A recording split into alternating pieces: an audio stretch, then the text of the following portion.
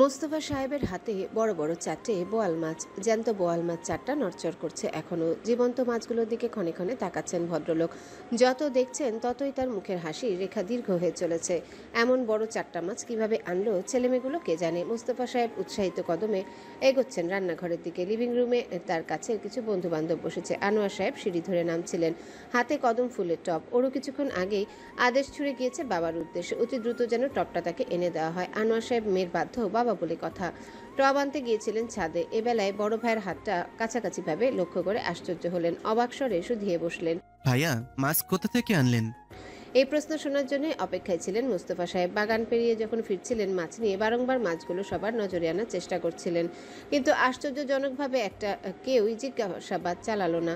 জিজ্ঞেস করলেই তো তিনি বলতেন মাছগুলো কে এনেছে, কেন এনেছে। কাঙ্ক্ষিত প্রশ্নের সম্মুখে পড়ে আপ্লুত তিনি। বোয়াল মাছ চারটে ঝটপট নাড়িয়ে চাড়িয়ে ছোট ভাইকে ভালোভাবে দেখালেন, যেন হাতে মাছ নয় আন্তর্জাতিক ডায়মন্ড ধরে রেখেছেন।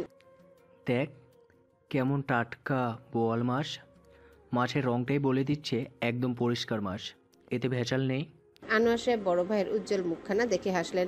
মাছগুলো ভালোভাবে দেখে পণ্ডিতের মতন জেনে বুঝে জানতে চাইলেন আগ্রহী কণ্ঠে। তন্ময় এসেছে নিশ্চয়ই। মোস্তফা সাহেব গর্বিত স্বরে জানালেন। তন্ময় ওর বন্ধুদের বলিসে আমার পছন্দের মাছের কথা। ওর বন্ধুরাও কি লক্ষ্মী দেখো, নিয়ে এসেছে কেমন। তন্ময় এসে দাঁড়িয়েছে দোরগোড়াতেই। ইতিমধ্যে মোস্তফা সাহেবের কিছু সংখ্যক বন্ধু বান্ধব এসে মাছ চারটে আহ্লাদী দৃষ্টিতে পর্যবেক্ষণ করছেন। মোস্তফা সাহেবও ধরে ধরে দেখাচ্ছেন। তন্ময় হতবিহ্বল না হয়ে পারল না, দীর্ঘশ্বাস ফেলল। এত ছোট বিষয়ে এতটা ডেসপারেট হলে হয়।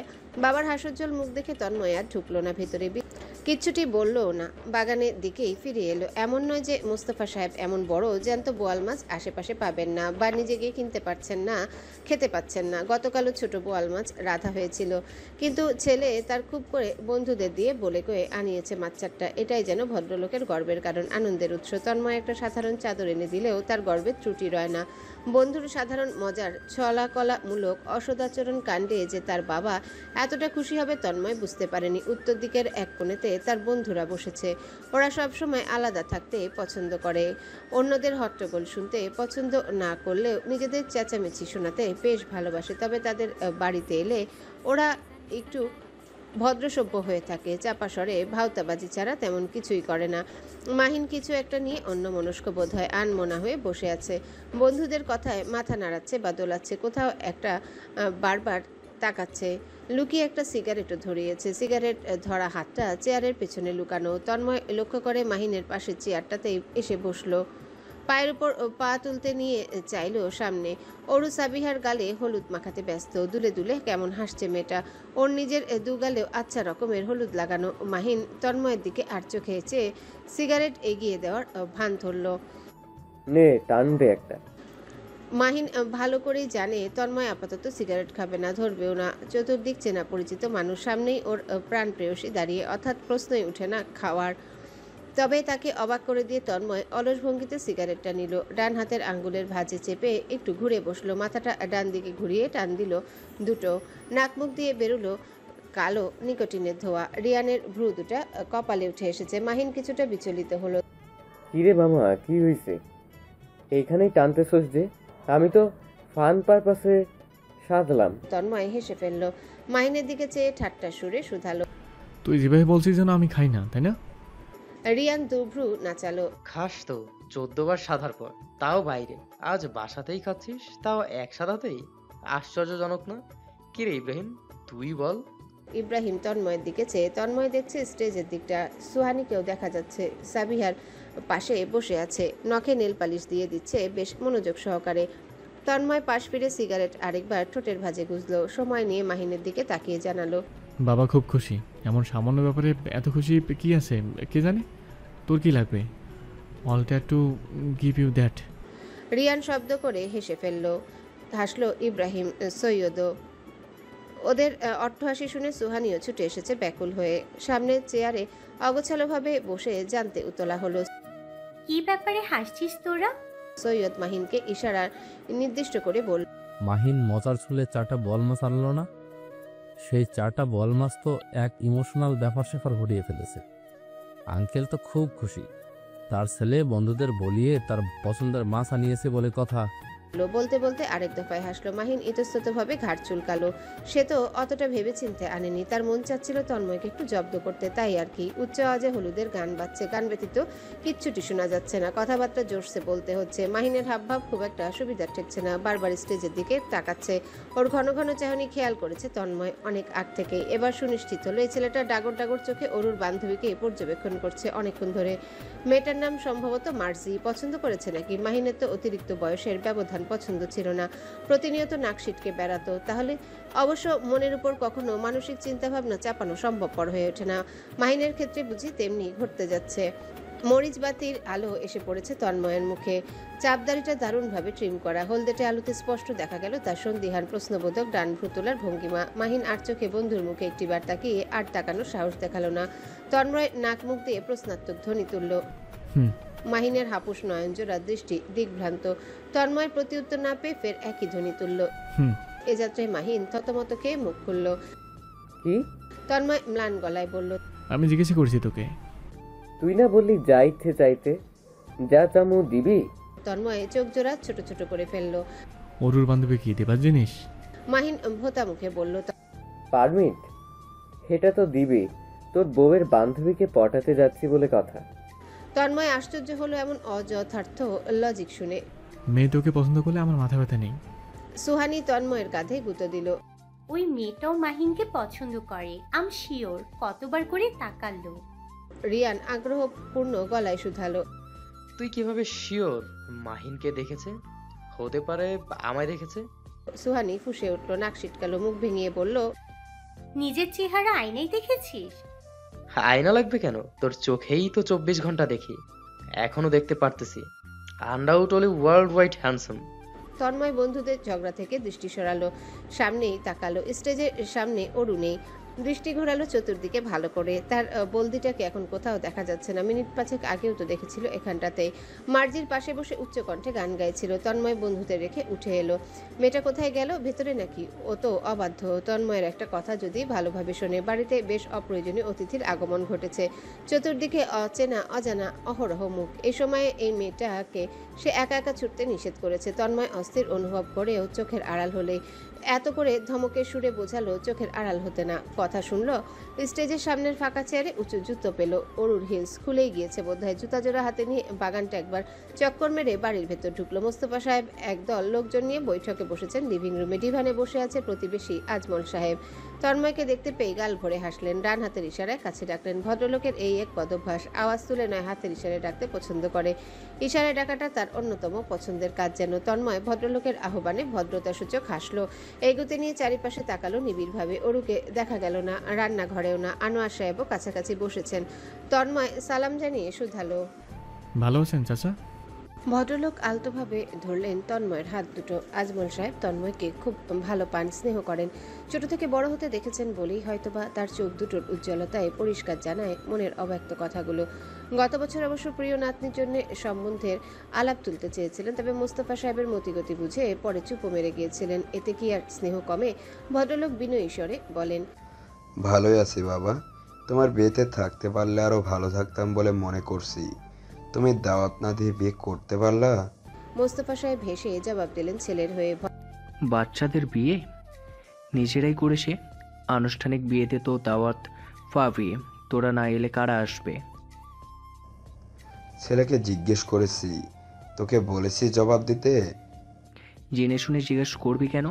আজমল সাহেব রাগ করার ভান ধরে তন্ময়ের উদ্দেশ্যে বলেন, দেখো বাবা দেখো, তোমার বাবা কিভাবে লাগছে আমার সাথে। আমি কি একটু মজা করতে পারি না? তন্ময় জবাব দেয় না, তবে মুচকি হাসছে। তাদের ঠুনকো দুষ্টুমি দেখতে ভালোই লাগছে। মোস্তফা সাহেব হালকা কেশে ছেলের দিকে তাকালেন, শুধালেন, কাকে খুঁজছিস? ওরকে উপরে যেতে দেখেছো? বাগানে তো নেই। আনোয়ার সাহেব অসহায় গলায় তখনই জবাব দিলেন, হ্যাঁ, ওপরে গেলে হলুদের ডালা নিয়ে। আমি জিজ্ঞাসা করেছিলাম কেন যাচ্ছে এই রাতের বেলা ছাদে। বলল ওর নাকি ইম্পর্টেন্ট কাজ আছে, আমাকেও যেতে নিষেধ করে গেল। তন্ময়ের হৃদয়ের মধ্যিখানে কয়েক ভাঁজ পড়ল। সিঁড়ি ধরল ত্বরান্বিত। সে ইতিমধ্যে বুঝতে পেরেছে কেন উপরে গিয়েছে। অন্যদের প্রেমজনিত ব্যাপার স্যাপারে ও এগুবেই। নিশ্চয়ই কথাবার্তা আদান প্রদান করতে ব্যস্ত বেয়াক্কেলটা। জ্যোৎস্নাময় রাত্রির পূর্ণচাঁদটা মাথা ঠিক উপরে, চাঁদের চতুর্দিকে নক্ষত্রের আধিপত্যতা বিরাজমান। ছাদের দরজাটা আধা খোলা, ছাদ দুয়ারে দাঁড়াতেই কনকনে ঠান্ডা হাওয়া ছুঁয়ে গেল। সজাগ হয়ে উঠল গায়ের এক একটি পশম। এই মাসে হাওয়ার স্পর্শ হয়ে থাকে দুর্দান্ত শীতল। শীতের তো প্রকৃতির হাওয়ায় যেন বাড়িয়ে তুলেছে কয়েক গুণ। চাঁদের জ্যোৎস্না এসে লুটিয়েছে ছাদের কোনায় কোনায়, আশেপাশে ঘনঘটা কুয়াশার বেড়াজাল। মহাচ্ছন্ন এক পরিবেশে অরু হলুদের ডালা হাতে দাঁড়িয়ে ঠিক পশ্চিম দিকের প্রাচীর ঘেঁষে। শাড়িটা নড়বড়ে হয়েছে সামান্য, অয়নের অবয়ব অনুধাবন করা যাচ্ছে। ওদের ছাদেই দাঁড়িয়ে ছেলেটা গুমোট অথচ অসন্তোষ কণ্ঠে শুধিয়েছে। সাবিহা আসেনি আরো? অরুর কণ্ঠে ঝরে পড়ছে বেদনার রস, যেন এহেন কথা বলতে ওর কণ্ঠ রোধ হয়ে আসছে। লিভিং রুমে চাচু, বাবা সহ আরো অনেকেই বসে আছেন, ভদ্রলোক হাসলেন। তাই আপু আসতে পারছে না, খুব লজ্জা পাচ্ছে। তবে আমি হলুদের বাটি নিয়ে এসেছি ভাইয়া, এটা থেকেই আপু হলুদ ব্যবহার করেছে। অয়ন মিনমিনে স্বরে আওড়ায়। হলুদ তো ছুতো মাত্র, যাকে আসতে বললাম তার তো কোনো খবর নেই।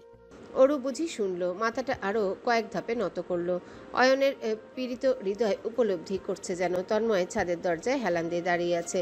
বুকে দুহাত বেঁধেছে আমোদই, ঠোঁট বেঁকিয়ে ভ্রু তুলে দেখছে দুজনার নিপুণ কাণ্ড কারখানা। অরু তখনও চোখ বুজে মিথ্যে বলে কয়ে অয়নকে আশ্বস্ত করতে ব্যস্ত। ভাইয়া, আপু খুব করে আসতে চাচ্ছিল, খুব করে বিশ্বাস করো। বারবার করে বলছিল পরিস্থিতির জন্য যেতে পারছি না, নইলে আমি এতক্ষণ যেতাম। সত্যি, তুমি কষ্ট পেও না। অয়নের মুখের রং পাল্টালো, ভোতা মুখ কুচকে এলো। এমন কথা বলবে সাবিহা? তার সাবিহা যে 24 ঘন্টা 23 ঘন্টায় তার থেকে পালিয়ে বেড়াতে ব্যস্ত। অরুকে বাঁকা চোখে দেখে অয়ন বলল, এই কথা না বললেই বুঝি ভালো ছিল। বলতে বলতে অয়ন আনমনা চোখ তুলে চাইল অরুর ঠিক পেছনে। তন্ময়কে আবছায়া আগন্তুক হিসেবে দেখেও সে চিনে ফেললো এক পলকে। নিঃশব্দে ফাঁকা হাসলো কোনো রকমে। ধরফড়িয়ে ওঠা বুকের পাটা ছুঁয়ে এক দৌড়ে নেমে গেল। সালাম দেবার প্রয়োজন বোধটুকুও করলো না। ধমক খাওয়ার ইচ্ছে আপাতত তার নেই। ডালা হাতে অরু আতঙ্কিত নয়নে অয়নের চলে যাওয়ার দিকে চেয়ে আছে। ভূতের ভয়ে তার মেরুদণ্ড বেয়ে ভয়ে স্রোত বয়ে গেল, গলা ধরে আসলো। ভয় আটসাট হলো সর্বাঙ্গ। ভিতর সে চমকে পেছনে তাকালো বড় বড় চোখে। এই বুঝি উচ্চস্বরে চিৎকার দিয়ে উঠবে, কিন্তু না। সবশেষে তন্ময়কে দেখতে পেয়ে তৎক্ষণাৎ খোলা মুখ বন্ধ করে নিল। ডান হাতে ধরফরানো বুক চেপে বলল, এভাবে কেউ দাঁড়িয়ে থাকে? আমি ভয় পেয়ে গেছি। অরুর এলোকেশি চুল কপাল ছুঁয়ে আছে, ফর্সা দু গালে মিষ্টি করে হলুদ লাগানো। চাঁদের আলোয় সুন্দর দেখতে লাগছে। তন্ময় এগুতে এগুতে গম্ভীর মুখে শুধালো, একাই উঠে এসেছিস, তখন ভয় করেনি? গম্ভীর কণ্ঠ শুনে অরু সতর্ক হলো খানিক। ভালো করে তন্ময়কে দেখে নিল। মিনমিন স্বরে সাফাই গাইতে বলল, ভয়ের কি আছে? ভূত বলতে কিছুই নেই তো। আমি ভাইয়াকে হলুদ দিতে এসেছি জাস্ট। অরুর খুব কাছাকাছি এসে থামলো তন্ময়। ওর কপালে আঙ্গুল দিয়ে গুঁতো মেরে প্রশ্ন করলো। দেওয়া শেষ? অরু প্রথমে মাথা দোলালো উপর নিচ, পরপর মাথা নাড়ালো ডানে বায়ে নিচে থেকে। তখন গানের আওয়াজ ভেসে আসছে, টুনের মতো জাদু। মরিচবাতি উজ্জ্বলতা ছাদেও এসেও ভিড়েছে যেন। সকলের হই হুল্লোড় কর্ণগোচর হচ্ছে একটু একটু করে। দীপ্ত কিছু একটা নিয়ে আলোড়ন সৃষ্টি করেছে খুব উচ্চ স্বরে। তার সাথে মোস্তফা সাহেবের প্রাণোচ্ছল হাসির ধ্বনিও মিশে আছে। আশ্চর্য, অরু উপরে এলেই কেন তাদের আনন্দ উল্লাসে মত্ত হতে হবে? ওদের এমন রঙ্গতামাশা দেখে অরু নিচে যেতে ব্যাকুল হয়ে ওঠে। দ্রুত গলায় বলে, না, ভাইয়া তো নিল না, চলো নিচে যাই। অরু দুরন্ত কদমে তন্ময়কে পাশ কাটিয়ে চলে যেতে ব্যাকুল হয়। ওর মন মস্তিষ্ক সব আপাতত নিচে ঘটিত নাচ গানের উপর। তন্ময় অবলীলায় ওর চঞ্চল ডান হাতটা টেনে ধরে, এক পিচেল টানে দাঁড় করায় ছাদের প্রাচীর ঘেঁষিয়ে। কণ্ঠ নামিয়ে প্রশ্ন করে, দুগালে ঘন করে হলুদ লাগিয়ে দিয়েছে কেন? অরু গাল ফোলায় আর চোখে নিচে চায়। কলি আর মার্জি নাচ শুরু করেছে। ঢোল বাজে গানটিতে। সবাই জড়সড় ও ভাবে গোল হয়ে দাঁড়িয়ে আছে, করতালি দিয়ে নাচ দেখছে। অরু ব্যগ্র গতিতে জানায়, মার্জি দিয়েছে, ওরা নাচছে, দেখবো। আমি নিচে যাই, আপনি আসুন। অরু ফের যেতে উতলা হয়। তন্ময় বিরক্ত হয়, বাদশাতে সামনে এসে দাঁড়ায় গভীরভাবে। অরুর মাথাটা এসে ছুঁয়েছে তার বুক। ডান হাতে অরুর গাল দুটো চেপে বলে, এমনভাবে হলুদ মাখিয়ে দিয়েছে যেন গায়ে হলুদ তোর হচ্ছে। অরু মাথা তুলে চাইলো, খেয়াল করলো তন্ময়ের পরিষ্কার মুখখানা। আশ্চর্য হলো সে। আপনাকে মাখিনি হলুদ? সবাইকে তো জোরপূর্বক মাখানো হলো, আপনি কোথায় ছিলেন? তন্ময় হাসি চাপিয়ে বলে, কার সাহস আমাকে মাখানোর? অরু ভেঙচি কাটে।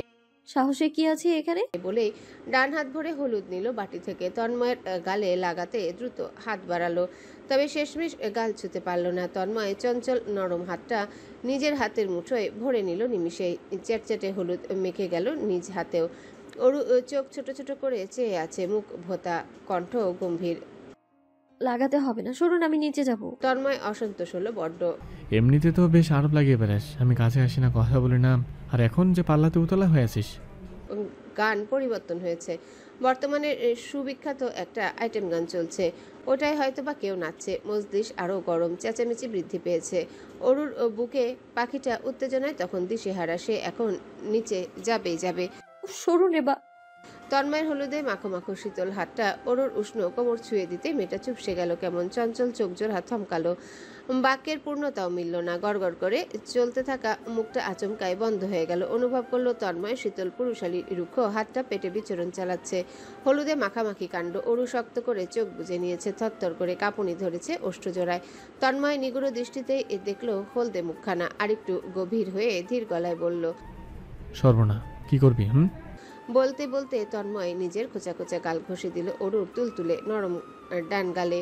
সেই স্পর্শে কেঁপে উঠে সরে যেতে চাওয়া মেয়েটাকে দু হাতে এসে জাপটে ধরে, বিন্দুমাত্র নড়তে দেয় না, সরতে দেয় না। একে একে ওর বাম গালেও গাল ঘষে দেয় গাঢ় স্পর্শে। খোঁচাদারি দৃঢ় স্পর্শে অরুর শরীর শিথিল হয়। গাঢ় হলুদ তন্ময়ের দু গালেও স্থান পেয়েছে। অরুর হাত দুটো তন্ময়ের পাঞ্জাবির বুক পকেট মুষড়ে ধরা ছিল, সেখানে গাঢ় করে দাগ ভেসেছে হলুদের। একরঙা পাঞ্জাবি এক প্রকার কুচকে গিয়েছে মুষড়ে ধরায়। ঘন ঘন গরম শ্বাস ফেলা অরু নড়ে চড়ে ওঠে, ভুলে বসে নিজের উদ্দাম আয়োজন। চোখ মেলে চায় তন্ময়ের দুগালের হলুদ এক অদ্ভুত সৌন্দর্য এসে জমেছে তার সুদর্শন মুখটিতে, বেশ সুদর্শন দেখাচ্ছে তাকে। অরু দুপা তুলে আচমকায় তন্ময়ের ডান গালে চুমু বসায়। তন্ময় মুহূর্তেই তেরে গিয়ে মিশে যায় অরুতে, ঠোঁটে ঠোঁট ছোঁয়ায় উদ্বিগ্ন রূপে ডুবে যায় অতলে। অরুর হাতের ডালাটা জমিনে পড়ে গিয়েছে, এক একটি জিনিসপত্র কর্কশ শব্দ তুলছে নিস্তব্ধতার মধ্যে। শীতল রাতের কুয়াশাচ্ছন্নতা বাড়ছে বলে মনে হচ্ছে, বাতাসের তীব্রতা কি বৃদ্ধি পেল, কেমন শাসা ধ্বনি আসছে। অরু এক পর্যায়ে ধরফরিয়ে ছাড়া পেতে ব্যাকুল হয়, অনুভব করে আরও গভীর স্পর্শ, উন্মাদ চুমু। এই অস্থিরতা যেন এই ঠান্ডা রজনীও নেভাতে ব্যর্থ। কনকনে শীতল হাওয়ার স্পর্শ দেহের এহেন উদ্যম উষ্ণতা সরাতে ব্যর্থ। ধরফরিয়ে ওঠা বুকের ভেতরে তৃষ্ণার্ততা এই নিবিড় রাত্রিরে প্রবল হয়ে ধরা দিল, যেন চাঁদের জ্যোৎস্না পৃথিবীতে অবস্থিত অন্যতম সুন্দর দৃশ্য বলেই মনে হচ্ছে, যে দৃশ্যের বর্ণনা ভাষায় ব্যক্ত করা অসম্ভব। প্রায় অজস্র লেখক উপন্যাসের এক একটি মিষ্টি প্রেমের মধুরতা বাড়াতে কত শত ভাবেই না জ্যোৎস্নার উত্তম বর্ণনা করার প্রচেষ্টা করেছেন, কিন্তু আসলে কি জ্যোৎস্নার গভীরতা শব্দে ব্যক্ত করা গিয়েছে? আর সেই অপরূপ জ্যোৎস্নার দীপ্তি যদি প্রিয়তমার মুখে এসে ভিড়ে, সেই দৃশ্যের বর্ণনা কিভাবে ব্যক্ত করবে, কিভাবে ভাষায় জাহির করবে এই সৌন্দর্য? অদৃশ্যের মতো জ্যোৎস্না, চাঁদ, বৃষ্টি সহ প্রাকৃতিক যে কোনো কিছুর সৌন্দর্যের বর্ণনা শব্দে অনুভব করানো সম্ভব হয় না। ঊর্ধ্বে গেলে এক টুকরো অনুভূতি শব্দতে বয়া করতে পারে, বাকিটা মুগ্ধ চোখে শুধু উপভোগ করা যায় একান্তই, গভীরভাবে মেখে নেওয়া যায় শরীর সহ মনে প্রাণে। এই যে অরুল লজ্জায় কাতর হলুদ মাখানো মুখ পানে যখন জ্যোৎস্না এসেছিল, এত চমৎকার দেখালো যে তন্ময় কিছুক্ষণের জন্য শ্বাস নিতে ভুলে বসলো। নিগুড় দৃষ্টিতে দেখলো এক চিত্তে, একজনের উপর কি হাজারো বার প্রেমে পড়া যায়? সহস্রাধিক সহস্র রূপে সে প্রেমে পড়ে এই একজনের উপর, মুগ্ধ হয় এই একজনেতেই। অরু মিটিমিটি চোখে আড়ে আড়ে কেমন বিচিত্রভাবে চাইছে, কি সামান্য একটা বিষয় আড়ে আড়ে চাওয়া, অথচ এই সামান্যতে তন্ময় বারবার মুগ্ধ হয়, বারবার দগ্ধ হয়। বারবার তার মনে হয় এই প্রথম দেখছে সে সমস্ত অরুটাই যেন তার কাছে এক অন্যতম চরিত্র, যাকে সে সবসময় সবভাবে ভালোবাসে, যাকে সে সবসময় সবভাবে ভালোবেসে বসে, ভালোবেসে চলে। এই সময় অরু খুব মিহি কণ্ঠে কাশলো, বাচ্চাদের মতো জড়সড় ভাব ধরলো তার বাহুতে। বলা বাহুল্য, ওকে ধরতেও তন্ময়ের ভালো লাগে। নরম টরম ছোটখাটো শরীরটা তার বাহুতে একদম বিড়াল ছানার মতন এইটুকু দেখায়। অরু হাঁসফাঁস করলো তন্ময়ের হলদেটে গাল দুটো দেখে, চকিতে বড় বড় চোখে অপ্রস্তুত গলায় বলল, সবাই বসার ঘরে, আপনার গালে তো হলুদ ছিল না, যদি জিজ্ঞেস করে কই থেকে এলো? এহেন প্রশ্নের প্রতিক্রিয়া কি হতে পারে তন্ময় বুঝে পেল না। তারা সম্পর্কে একসময় শুধুমাত্র কাজিন হলে এখন স্বামী স্ত্রীও, সবাই তা জানে, মানছে না সেটা ভিন্ন চ্যাপ্টার। মিয়া বিবি ছাদের আধারে ছিল এতক্ষণ ধরে, মিয়া গালে হলুদ মেখে নামছে। এই দৃশ্য দেখে কোন বেয়াক্কেল প্রশ্ন করবে হলুদ কোথা থেকে এলো? নিশ্চয়ই তাদের মস্তিষ্ক অরুর মতন একটুখানি নয়। মুখে কথাটুকু বলে ফেললে এক কেলেঙ্কারিতে নিশ্চিত ঘটে যাবে, অরু চটে যাবে, কথাবার্তা বন্ধ করবে, আর ওর সবচেয়ে বড় হাতিয়ার অ্যাভয়েড করা তাকে, সেটিও করবে। অগত্যা মনের কথাটুকু মুখে বলার প্রশ্নই আসছে না, তাই দুর্দান্ত নির্বিকার কণ্ঠে প্রত্যুত্তর করলো, বলবি আমি ভালোবেসে অনেক আদর করে খুব যত্ন সহকারে তন্ময় ভাইয়ের গালে গাল ঘষে হলুদ মাখিয়ে দিয়েছে। অরু হতবিহ্বল হলো বোধহয়, নিথর হয়ে এলো শরীর। আশ্চর্যের সপ্তম আকাশে উঠে গিয়েছে যেন। নীরব নিশ্চল দৃষ্টিতে কিছুক্ষণ চেয়ে থেকে অবিশ্বাস্য কণ্ঠে একটা শব্দ দুবার করে আওড়ালো, ছি ছি। বলেই নিজেকে ছাড়িয়ে নিল অরু। তন্ময়কে দুর্বলজনক কঠিন দৃষ্টি দেখিয়ে এক দৌড়ে ছাদ থেকে নেমে গেল। হলুদের ডালাপালা তখনও পড়ে রইল ছাদের ফ্লোরে। হলুদে মেখে গেছে ছাদের অনেকাংশ। তন্ময় দুহাঁটু ভেঙে বসলো, ডালা তুলে নিয়ে একে একে তুলল হলুদের বাটি। সেটি হাতে নিয়ে নেমে এলো সিঁড়ি বেয়ে। নিজেকে আয়নায় একবার দেখে নেওয়া দরকার। অরু লিপস্টিক পরা ছিল, ঠোঁটে লেগেছে কিনা। সে কয়েকবার রুমাল দিয়ে মুখ মুছে নিয়েছে, তারপরে ও নিঃশ্বাসের বিশ্বাস নেই, এবং আসলেই নেই। দীপ্ত দোতলার সিঁড়ির মাথাতেই দাঁড়িয়ে তন্ময়কে দেখছে ফ্যাল ফ্যাল চোখে। হঠাৎ ফিক করে হেসে ফেললো, বাচ্চাদের মতন হেসে সে উচ্চস্বরে শুধালো। তন্ময় হতাশ হয়। যেখানে বাঘের ভয় সেখানেই কেন যে সন্ধ্যা হয় আশ্চর্য। রুবি অদূরেই ছিল, তার হাতে জুসের ট্রে। সেও থমকে দাঁড়িয়েছে। বসবার ঘরেও একটা আগ্রহ জন্মেছে দীপ্তর প্রশ্নের সত্যতা জানার। তন্ময় নির্বিকার ভঙ্গিতে আঙ্গুলে চুটকি বাজিয়ে দীপ্তকে কাছে ডাকলো। দীপ্ত সতর্ক চোখে বড় ভাইয়ের গম্ভীর মুখখানা দেখতে দেখতে এগুচ্ছে। তন্ময়ের গম্ভীর দুগালে হলুদ, ঠোঁট জুড়ে এবড়ো তেবড়ো লিপস্টিক স্টেন, অথচ তাতেও গাম্ভীর্যতা ফিকে হতে পারল না। দীপ্ত ভীতভাবে কাছাকাছি আসতে তন্ময় ওকে এক হাতে কবজিতে তুলে ফেললো অবলীলায়। রওনা দিল নিজের ঘরের দিকে। যেতে নিয়ে হুকুম করলো, তুই এক্ষুনি পড়তে বসবি। গত টেস্টে ম্যাথমেটিক্সে আউট অফ 30-20 পেয়েছিস। দীপ্ত মুহূর্তেই মিয়ে গেল আতঙ্কে। ভাইয়া আমি একদম লক্ষ্মী বাচ্চা হয়ে থাকবো, কিচ্ছু বলবো না, আমাকে অনুষ্ঠানে যেতে দাও প্লিজ। আমি কিছু দেখিনি, আমি কিচ্ছু জানি না, সত্যি। তন্ময় নিজের ঘরের দুয়ারের সামনে এসে ওকে নামালো। ভ্রুরা চেয়ে জিজ্ঞাসাবাদ ইউ শিওর? চালালো। দীপ্ত পিছুতে শুরু করেছে 100% বলেই ঘুরে দৌড় দিয়েছে। তন্ময় ভেতরে ঢুকলো। সর্বপ্রথম আয়নায় মুখটা দেখে নিল। কিছুটা বিভ্রান্ত হলো, বিভ্রান্ত কাটিয়ে উঠতে পারেনি। পূর্বেই বন্ধুর এক একটা হুড়মুড়িয়ে ঘরে ঢুকে পড়লো। আজকে কি তন্ময়ের খারাপ দিনগুলোর মধ্যে একদিন? নইলে এই সময়ে হাতে নাতে প্রমাণসহ এই জাহিলদের হাতে পড়বে কেন সে? ঘরে ঢুকে মাহিন তন্ময়ের মুখ দেখে আশ্চর্য হয়, থমকে রয় তার দেহখানা। রিয়ান থরথর করে কেঁপে বিছানায় পড়ে গিয়েছে। একেবারে জলসার বাংলা সিরিয়ালের একটা সুপরিচিত দৃশ্য এই যেন। সৈয়দ বিড়বিড় করে শুরু করলো, ধুমতা নানা ধুমতা নানা। সবগুলো শুরু করেছে ইচ্ছে রকমের অযথার্থ লেক পুলিং। এরা কতক্ষণ এমন করবে কে জানে। তার বাড়ির কেউ না শুনলেই হয়। তন্ময় উদাস চোখে বন্ধুদের এক পলক দেখে নিল, ওদের অগ্রাহ্য করে টিস্যু বক্স হাতে তুলে নিল, মুছতে শুরু করলো মুখমণ্ডল। ভাবসাব একই রকম তার। উৎসাহের সহিত তখন রিয়ান বিবৃতি চেয়ে চলেছে জ্যোৎস্নাময়ী রাতের। সে শুনতে ব্যাকুল। তন্ময়ের ইচ্ছে করছে সবগুলোকে লাথি দিয়ে বের করে দিতে। এগুলো কিভাবে যে তার বন্ধু হলো। ভোরের কুয়াশাচ্ছন্ন মিষ্টি রোদ্দুর এসে ছুঁয়েছে বাগানের ঘাসপাতা। শিশির জলে ভেজা ঘাসগুলো শুকিয়ে যাচ্ছে রোদের সংস্পর্শে এসে। প্রজাপতিরা উঠছে ফুলগুলোর ভেতরে ওপরে। বাতাসের বটুকু নেই প্রকৃতিতে। বাগানে গতকাল রাতের আনুষ্ঠানিক আয়োজনের চিহ্নমাত্র আর নেই। রাতের মধ্যে পরিষ্কার পরিচ্ছন্ন করা হয়ে গিয়েছে। জগিং শেষ করে মাত্রই ফিরেছেন মোস্তফা সাহেব। বাগানের মধ্যিখানে সাজানো চেয়ারের একটিতে এসে বসেছেন। উপভোগ করছেন আরামদায়ক স্নিগ্ধ রোদ। শীতকালীন সকালের রোদ্দুর অনেকটাই তপ্ত গরমের এক পশলা, মিষ্টি বৃষ্টির মতন, চোখ বুজে অনুভব করার মতন। আজকাল তিনি একাই জগিং এর জন্য বেরোচ্ছেন। এমনিতে আগে ছেলেকে নিয়ে বেরোতেন, ইদানিং ছেলেটা বেরোচ্ছে না। কিন্তু কেন? আজ অবশ্য জিজ্ঞাসা করবেন। সকাল করে হাঁটতে বেরোনো তো ছেলেটা এসে খেলো তাকে। মাঝ রাস্তায় এখন ছেড়ে দেবে কেন?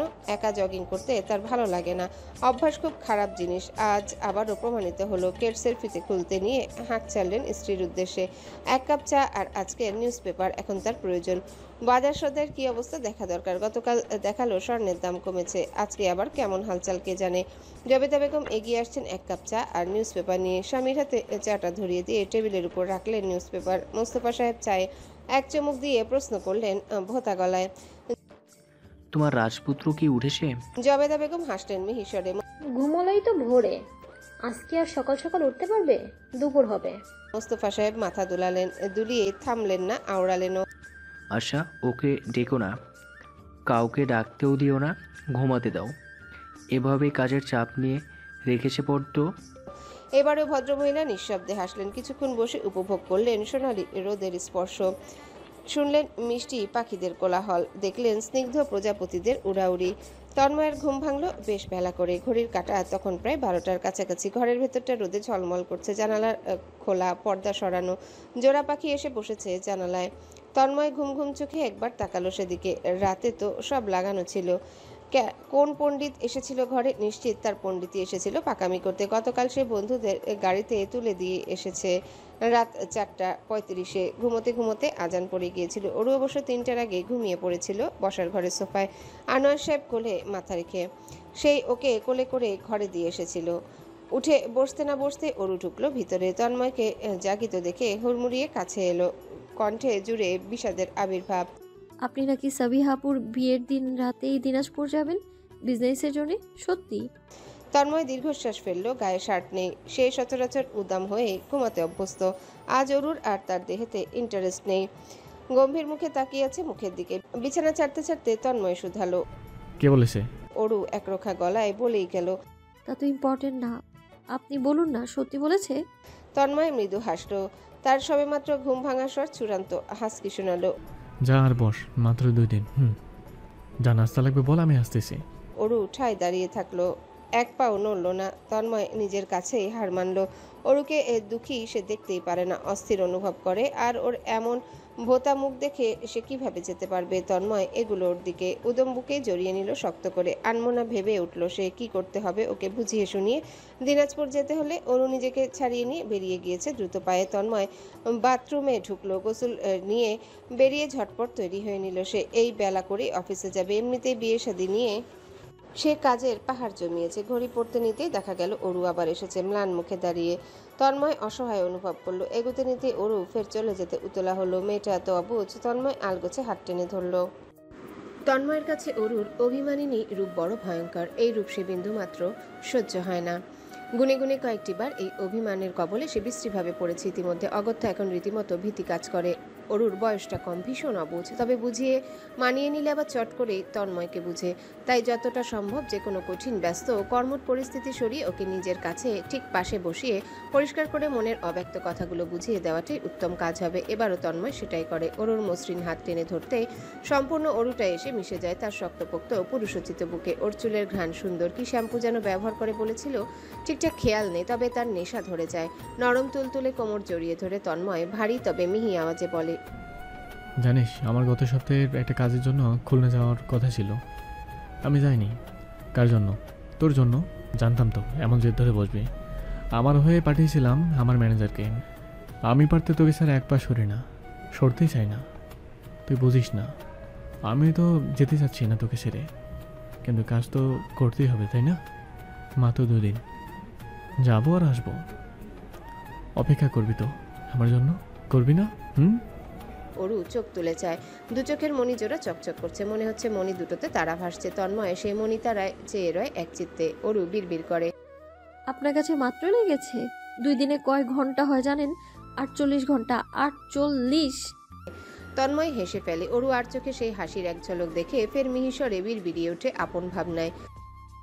আপনি যখন অফিসে যান ওই সময় আমি কমসে কম 90 বার ঘড়ি দেখি, সময়ের আপডেট রাখি, বারান্দায় কয়েকবার করে যাই দেখতে আপনার গাড়িটা এসেছে কিনা, কান সজাগ রাখি যেন গাড়ির শব্দ মিস না করি। শুধুমাত্র আপনি কখন ফিরবেন এই আশায় বসে থাকি। আবার আপনি যখন পাশে আমার সাথে থাকেন আমার বিন্দুমাত্র আইডিয়া থাকে না সময়ের, ঘড়ির দিকে তাকাই না। আপনি কি বোঝেন? এইসব বোঝেন না তো। হৃদয়ের অনুভূতি যদি অকপটে ব্যক্ত করার কোনো কম্পিটিশন হতো, তাদের দুজনের মধ্যে তন্ময় বাজি করে বলতে পারে ওরই জিতবে। মেয়েটা এত সাবলীলভাবে সব বলে দেয় যে তন্ময় এতবার করে শুনেও অভ্যস্ত নয়। প্রত্যেকবারই তার অন্তর কেঁপে ওঠে, অনুভূতির সাগরে হুমড়ি খেয়ে পড়ে। তন্ময় বিনা বাক্যে ওকে আষ্টেপৃষ্টে জড়িয়ে নেয় নিজের মধ্যে। এক শক্তপোক্ত বন্ধনের মধ্যে ওরও অস্বস্তি অনুভব করে থাকলেও মুখে রা অবধি করেনি। অরু কি উপলব্ধি করতে পারছে তন্ময়ের হাই স্পিডের হার্টবিট? দ্রিম দ্রিম দ্রিম দ্রিম শব্দ তুলছে তো। তন্ময় শান্ত হয়, মাথা নুইয়ে ঠোঁট নামিয়ে আনে অরুর কানের খুব কাছটায়। অরু কানের লতিতে বিন্দুর মতো লাল একটা তিল আছে, সেথায় ঠোঁট ছুঁয়ে দিয়ে তন্ময় শুধু এই গাঢ় স্বরে, কাজকর্ম বাদ দিয়ে দিতে হলে আমার জান যা বলবে তাই হবে। সে যদি বলে কাজে দিতে হবে না, আমি শাহজাহান তন্ময় কথা দিচ্ছি যাব না, কোথাও যাব না। তন্ময় অনুভব করলো অরুর মূর্তি বনে যাওয়া বদনখানি কেমন ধরফর করছে ওর হৃদয়। সে সুস্পষ্ট উপলব্ধি করতে পারছে তন্ময় মিথ্যে বলেনি, কোনো প্রকার বাহানা দেয়নি। অরু যদি আরেকটিবার মুখ ফুটে বলে সে যাবে না, কোথাও যাবে না। অরুর নামানো হাত দুটো এবারে তার কোমর জড়িয়ে ধরে শক্ত করে, মুখ গুজে বুকের মধ্যখানে সেভাবেই বলে অস্পষ্টভাবে, আপনি এটা আমায় সব সময় বলেন না? তন্ময় নিঃশব্দের হাসিটুকু চেপে বুঝেও না বুঝার মতো করে জিজ্ঞাসা করে। কোনটা? অরু আরো ঘন করে মিশে যায় তন্ময়ের বুকে। ওই যে ওই শব্দটা, এটা আপনার মুখে শোনার খুব রেয়ার। অরু সিল্কি চুলে হাত বুলিয়ে দিয়ে তন্ময় ফের জানতে চায়, কোন শব্দ? অরু চোখ মুখ ভালোভাবে চওড়া বুকে লুকিয়ে অবশেষে বলে, জান। তন্ময় হাসে, সেই হাসিতে কাঁপে তার বুক। বুকে মিশে থাকা অরু অনুভব করে সেই কম্পন। তন্ময় সময় নিয়ে হাসি মাখা কণ্ঠে প্রশ্ন করে, তোর ভালো লাগে? অরু চোখ মুখ বুঝে মাথা দোলালো ক্রমান্বয়ে, ভালো করে বোঝালো তার কোন পর্যায়ে ভালো লাগে। তন্ময় ওর রক্তিম গাল দুটোই হাত রেখে মাথা উঁচিয়ে ধরে। সবসময় বললে কি আর ভালো লাগে থাকবে? কেমন হয়ে যাবে না? এই যে মাঝে মাঝে তুই এমন ফুলিয়ে বসিস, তোকে মানানোর জন্য ওসব শব্দ তুলে আসে, তখনই অভিমান করবি, এভাবে ডেকে গলিয়ে ফেলবো আমি। অরু ফেল ফেল চোখে চেয়ে থাকলো কিছুক্ষণ, মুগ্ধ গলায় ফিসফিস করে বলল, আজ আপনি কত সুইটলি কথা বলছেন। তন্ময়ের হাসি হাসি মুখের হাসি আরো গাঢ় হলো। আমি সুইটলি কথা বলি না বুঝি? অরু ডান হাত তুলে আঙ্গুলের পরিমাপ দেখিয়ে প্রতিউত্তর করলো, বলেন, তবে খুব কম। তন্ময় আশ্চর্য হলো। আমি তো সবসময় তোর সাথে খুব ধীরে খুব নাইসলি কথা বলি রে। এবার অরুর আশ্চর্যের পালা, চোখ বড় করে ফেললো সে। আপনি আর নাইসলি? আপনার মনে আছে আগের কথা? গম্ভীর মুখে তাকিয়ে থাকতেন, মনে হতো আমি আপনার পকেট মেরেছি, আর গম্ভীর গলায় ধমকে ধমকে আমার প্রাণ শেষ করে ফেলতেন। একটু শুধুমাত্র একটু নাইসলি আদরের সাথে কথা বলেন, তাও রিসেন্টলি। তন্ময় মুখ ভরে হেসে ফেলল। তখন তো বোন ছিলি, তাই শাসনে রেখেছি, আর এখন তো তুই আমার বউ, তাই আদরে রেখেছি। অরু কিং কর্তব্য বিমূঢ় হয়ে গেল, হা করে চেয়ে রইল খানিকটা সময়। তন্ময় আটপৌরে এক চুমু ওর স্নিগ্ধ কপালে বসিয়ে ফেলল। অরু দ্রুত চোখ বুঝলো, বিড়বিড় করে উঠল, যান, তবে 2 দিন কিন্তু। আর আমায় ঘন ঘন ভিডিও কল দিতে হবে, অডিও কলও দিতে হবে, গান শুনিয়ে পাঠাবেন। ফ্রি থাকলেই কল করবেন, মনে থাকবে। তন্ময় ওর আধা বোচা নাকে মৃদু টোকা মেরে বলল, মানে না গিয়ে উপায় আছে? এখন গিয়ে নাস্তা লাগাতে বল, আমি বের হব। তন্ময় ঘরের উত্তর দিকে হাঁটা দিয়েছে, শেলফের দিকটায়। শার্ট হাতার বোতাম লাগাতে নিয়ে এসে শেলফে নজর বুলিয়ে নিচ্ছে। অরু পিছু পিছু যেতে নিয়ে বলে, জোহরে আজান দেবে, লাঞ্চ করে যান, দেরি হয়ে গিয়েছে না, তাই না? তন্ময় ফিরে তাকিয়ে হাসি চেপে চাপা স্বরে বলল, আচ্ছা, আমার বউ যা বলবে তাই। অরুর উজ্জ্বল মুখটা ফের থমথম করে আশ্চর্যের সপ্তমে পৌঁছে। ও বোধহয় কখনোই তন্ময় মিষ্টি কথাবার্তার সঙ্গে সহজ হতে পারবে না। সাধারণ কিছু বললেও কেমন লজ্জায় ছটফট করে, রক্তিম হয়ে যায় গাল দুটো। তবে জলজল করছে চোখ জোড়া, মনে হচ্ছে মরে যাওয়া ফুল পানির স্পর্শে সতেজ হয়ে উঠেছে পুনরায়। অরু দৌড়ে ঘর থেকে বেরিয়ে গেল। তন্ময় হাসলো আনমনা। এই আনমনা হাসার একটা শিরোনাম আছে। কলেজ লাইফে রিয়ান এই শিরোনাম উদ্ভাবন করেছিল। আনমনা হাসি হচ্ছে গুরুতর গভীর প্রেমে পড়া আতপাগল প্রেমিকের কাজ, তাই এই আনমনা হাসির নাম কট খাওয়া রেখেছিল। তন্ময় এই ঘন ঘন আনমনা হাসে, তার মানে কি সে ঘন ঘন কট খাচ্ছে? রিয়ান এই হাসি তার মুখোজে দেখলেই হয়তো বা বলে ফেলতো, কট খাইছোস, কঠিন কট খাইছোস মামা। সাবিহার বিয়ের দিনটা ঘনিয়ে আসছে। শপিং বাজার সদাই করা যেন শেষ হচ্ছে না শাহজাহান বাড়ির কাজকর্ম। বিয়ের আগের দিন রাতেও তন্ময় বোনদের নিয়ে শপিং মলে পৌঁছেছে। বসুন্ধরা বন্ধ করে দেবে তখনও তারা শপিং করছিল। শপিং শেষ করে বেরিয়ে দেখে সব বন্ধ, রীতিমতো একটা মানুষ মাত্র নেই। মলের গার্ড দাঁড়িয়েছিল অবশ্য তাদের জন্য। গ্রাউন্ড ফ্লোরে তাদের গাড়ি ছিল, সেটিতে চড়ে চটপট বেরোতে হয়েছে। সে রাতে বাড়ির একটা মানুষ ঘুমাতে যায়নি, অরু ব্যতীত। ও তন্ময়ের রানে মাথা রেখে লিভিং রুমেই ঘুমোচ্ছে। শপিং থেকে এসে বসেছিল সোফায়। কখন সোফাতে হেলান দিয়ে ঘুমিয়ে পড়েছে কে জানে। তন্ময় আলগোছে ওর হেলে দুলে পড়ে যেতে চাওয়া মাথাটা এনে রেখেছে নিজের পুরুষোচিত রানে। আনোয়ার সাহেব কমফোর্টার এনে মেলে দিয়েছেন মেয়ের শরীরে। রাত তখন 2:20। সামনেই লুডো খেলছেন 3 বুজুর্গ শাহজাহান, তাদের সাথে তন্ময়ও আছে। খেলা শেষের পথে প্রায় ক্লাইম্যাক্স চলছে। আনোয়ার সাহেব আর ওহি সাহেব জিতে বসে আছেন। তন্ময় আর মোস্তফা সাহেবের গুটি জেতার ঘরে। তন্ময়ের প্রয়োজন কানা, আর মোস্তফা সাহেবের দুজনাই গভীরভাবে ছক্কা ফেলছে।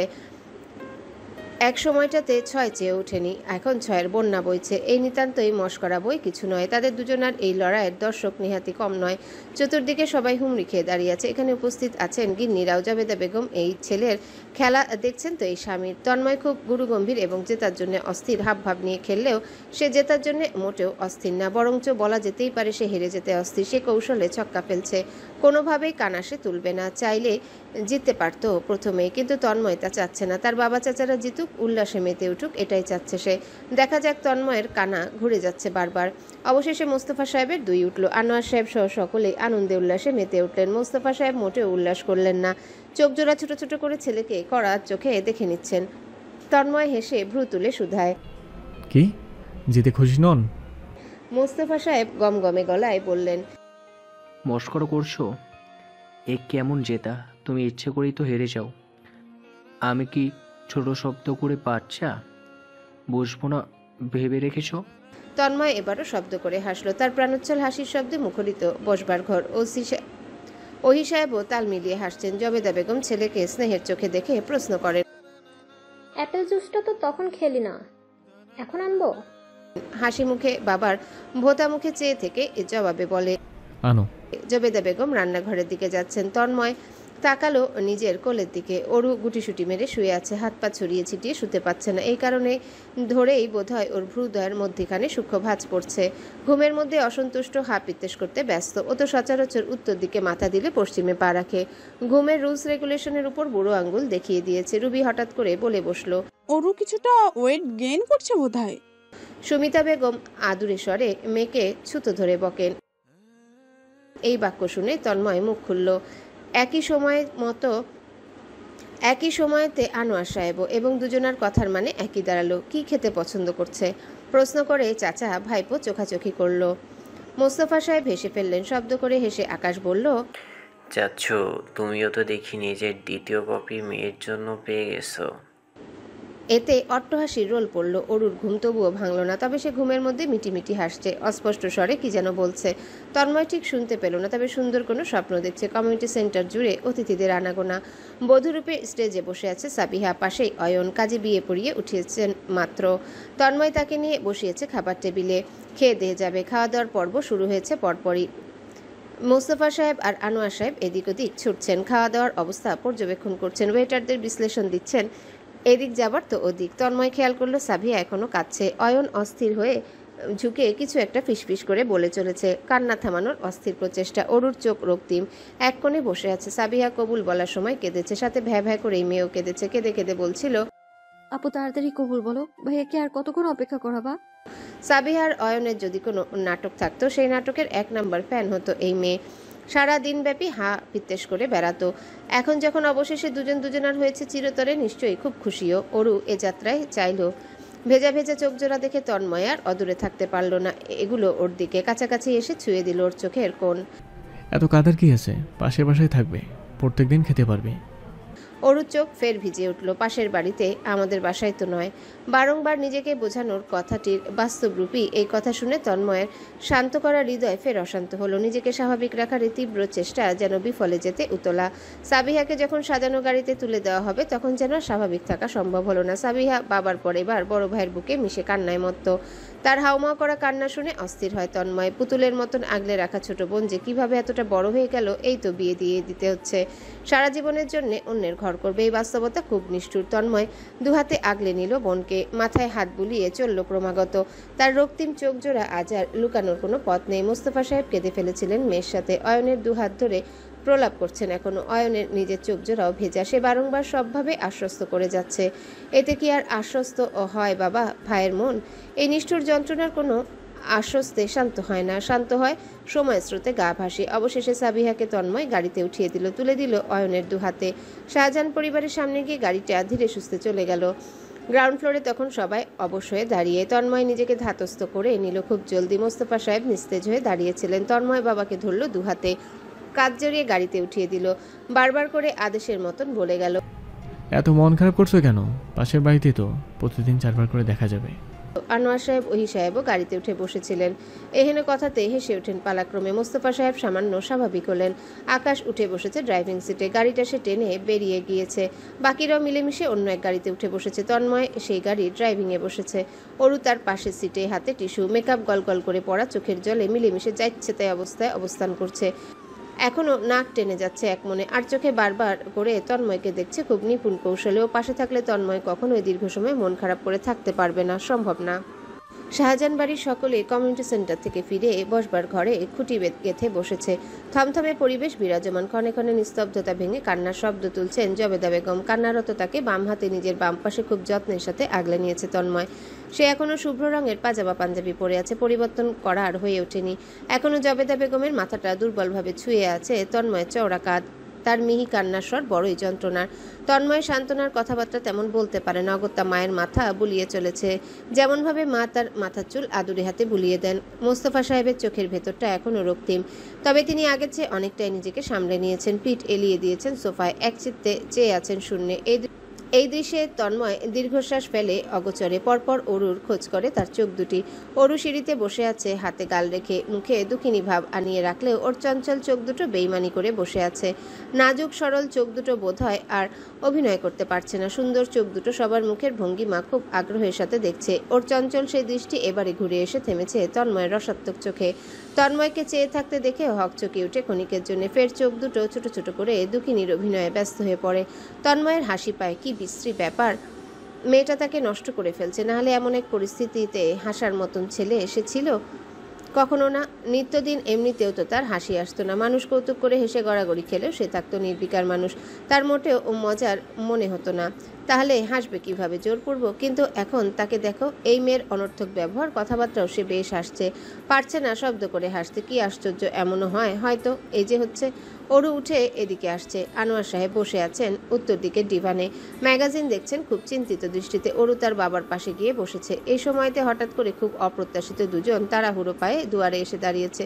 বধূ ভেসে সাবিয়া আর তার পাশেই বর বেশে অয়ন। সাবিয়া কাচ্ছে হেঁচকি তুলে, চোখ মুখ সাংঘাতিক লাল, মেকআপ নষ্ট হয়ে জুবুথুবু দুর্দশা। অয়নও স্বাভাবিক নেই, চোখের ভেতরটা রক্তিম আর্দ্র। মোস্তফা সাহেব চমকে দাঁড়িয়ে পড়েছেন। তিনি দাঁড়াতেই সাবিহা দৌড়ে গিয়ে ঝাঁপিয়ে পড়ল তার বুকে। ধাক্কায় টালমাটাল হয়ে কিছুটা পিছিয়ে গিয়েছিলেন মোস্তফা সাহেব। পড়ে যেতেই পারতেন, কিন্তু আগে তন্ময় উঠে গিয়ে দাঁড়িয়েছে মোস্তফা সাহেবের পেছনে। দুহাত ধরে ফেলেছে বাবার দুর্বল কাঁধ। জবেদা বেগম কেঁদে কাছে যেতেই তাকেও জড়িয়ে নিয়েছে সাবিহা। তাদের কান্নার শব্দে উপস্থিত বাকিরাও কেঁদে ফেলেছে। তন্ময় অপ্রস্তুত, বিষণ্ণ অয়নের কাছে গিয়ে হাত কাঁধে রাখে। তার প্রশ্নাত্মক দৃষ্টি দেখে অয়ন ম্লান কণ্ঠে জানায়, ভাই, সাবিহা কেঁদেই যাচ্ছে, কোনোভাবেই ওকে শান্ত করতে পারছিলাম না। আমি ওর কান্না সহ্য করতে পারিনি, তাই নিয়ে এসেছে। অয়নের এই উক্তি শুনে আবেগে আপ্লুত অরু উড়ি উড়ি পদচারণে এগিয়ে এসেছে তন্ময়ের পাশে। অয়নের দিকে আদুরে চোখে চেয়ে বিমোহিত স্বরে বলে, ভাইয়া তুমি কত ভালো, কত চমৎকার তোমার ব্যক্তিত্ব। মুহূর্তে তন্ময়ের দুর্ভ্রু কুচকে আসে, তড়াক করে চায় তার পাশে। অরু মুগ্ধ চোখে তখনও অয়নকে বলে যাচ্ছে, আপুকে কত বোঝো তুমি ভাইয়া। আপু খুব লাকি তোমায় পেয়ে, তুমিও লাকি আপুকে পেয়ে। তন্ময়ের ভ্রুদয়ের মধ্যিখানে ভাঁজ আরও কয়েক ধাপে দৃঢ় ঘন হয়। মেজাজটা নষ্ট হয়ে গেছে। অয়ন ব্যাপারটা বুঝে আনমনে হাপিত্তেশ করে ওঠে। অরুর উদ্বিগ্নতার সামনে থেকে অগোছালে সরে আসে। এতে অরুর আগ্রহ বিন্দুমাত্র কমে না। সে পিছু পিছু গিয়ে আরও কিছু প্রশংসার বাণী ঝাড়তে ব্যাকুল। তন্ময় খুব সন্তর্পণে ওর পথের মধ্যে বাদ সেদে দাঁড়ায়। মেয়েটা তো তাকে বড্ড জ্বালায়, এত মিষ্টি করে প্রশংসা করতে হবে কেন? অদ্ভুত তো। তন্ময়ের প্রেমিক হৃদয় তো এসব মানবে না, এসব সইবে না। ওর সাথে সে কিছুক্ষণ কথাই বলবে না, অবুঝ মেয়ে মানুষ।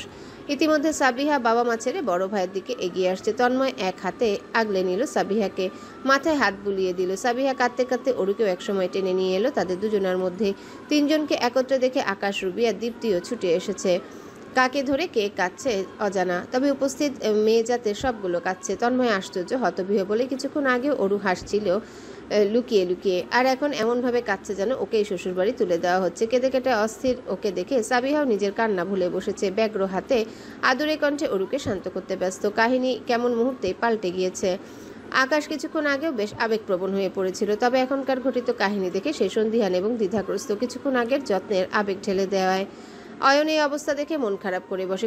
খুব মিহি গলায় না চাইতেও এই বেলায় বলে বসে, ভাইয়া, সাবিহা থাকুক। অয়নের বলতে দেরি সাবিহার তৎক্ষণাৎ থমথমে কণ্ঠে চিৎকার করতে দেরি হয়নি। না। এতটুকু বলেই থামলো সে, মিয়ে গেল সকলের দৃষ্টি অনুভব করে, নাক টানলো, হেঁচকি কমে এসেছে, তবে গলার স্বর ভেঙে বসেছে, কণ্ঠে নমনীয়তা, লাজুকতা, মাথা নুইয়ে সে মিনমিনে ভাবে বলল, বলছিলাম যে মানে। তন্ময় হেসে ফেললো শব্দ করে, তার হাসির শব্দে পালা দিয়ে হাসলো বাকিরাও। অয়নের ম্লান মুখখানা কেমন প্রাণোচ্ছল হয়ে উঠল মুহূর্তেই, মনে হলো বাগিচার নেতিয়ে যাওয়া ফুলটা আচমকা ফুটে উঠেছে। তন্ময় ছোট বোনের মাথা বুলিয়ে আশকারা দেবার ভঙ্গিতে আহ্লাদি স্বরে বলল, যা যখন মন চাইবে আসবি, আর না হয় আমরাই যাব নিয়ম করে 3 বেলা। অয়ন সঙ্গে সঙ্গে পাখির মতন সুর তুলল, জি ভাইয়া, রোজ 10 বার করে আসুন, আমার কোনো আপত্তি নেই, বরঞ্চ খুশি হব।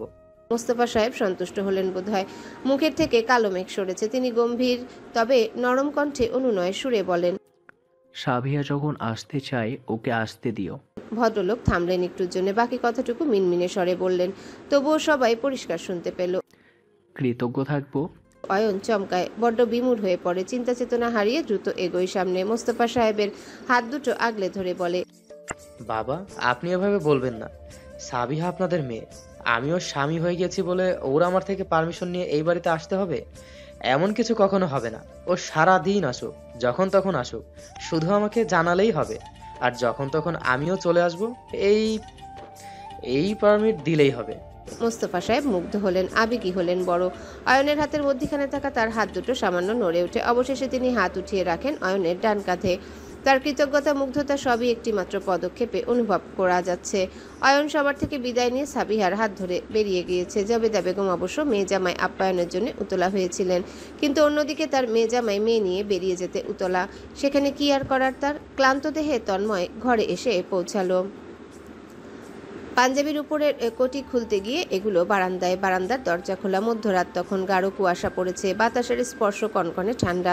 বাইরে বিয়ের বাতি এখনো মিটমিট করে জ্বলছে, শীতল বাতাসে ঘর ঠান্ডা হয়ে আছে। বারান্দার দরজা জানালা বন্ধ করে পর্দা টেনে দিল সে। রুমের ভিতরে হিটার চলছে আপাতত, তারপরে উষ্ণতা বিরাজমান। এবারে শীত যেন একটু বেশি। তন্ময় ওয়াশরুমে গেল, ফ্রেশ হয়ে বেরিয়ে দেখলো ওরু পা জোড়া দুলিয়ে বসেছে, দৃষ্টি তার দিকটাতেই। এক দৃষ্টিতে ওয়াশরুমের দিকে চেয়েছিল মনে হয়, সাজসজ্জা এখনো তোলেনি। বিয়েতে পরে যাওয়া পোশাক, অঙ্গ প্রত্যঙ্গে মুখ ভার, বোঝার বাকি নেই যে মহারানী ভিক্টোরিয়ার মন খারাপ।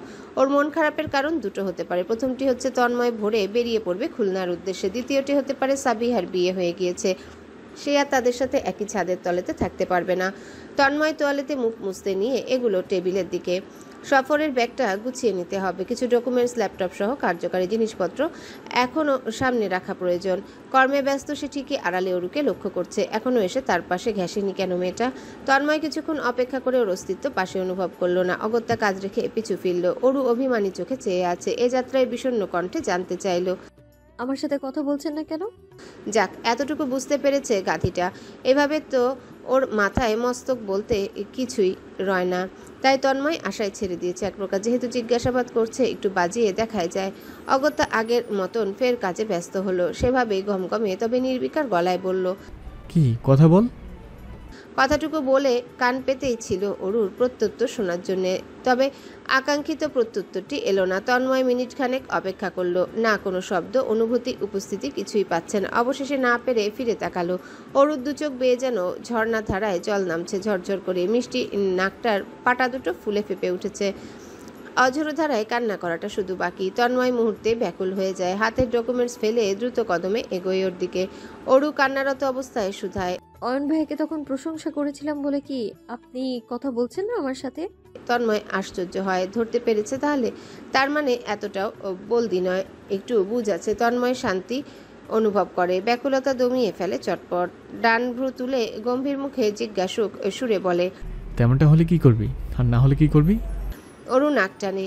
আশ্চর্যজনকভাবে ওর ঝর্ণার মতন চোখের জল আর পড়ছে না। মিনিটের মধ্যে কেটে কেটে আবার নিজেই থেমে গিয়েছে। ওর অভিনয় নিয়ে কাজ করা দরকার, খুব ট্যালেন্টেড এই চ্যাপ্টারে।